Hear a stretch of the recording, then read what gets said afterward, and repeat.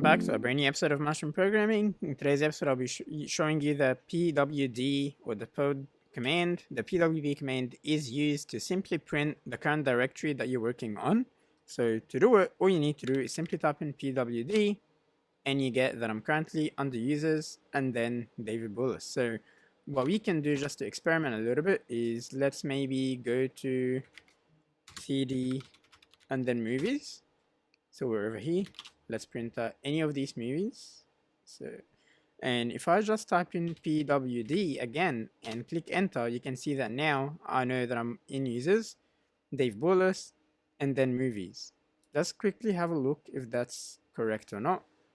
So let's go ahead to David Bullis and then movies.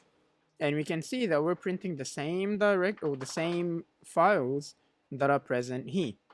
And we get to see the full directory of the things that we're the path of the directory that we're in as well.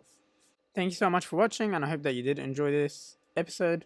Please make sure you check out all the other videos regarding the terminal commands. They will help you navigate terminal and also give you some tips on how to use it.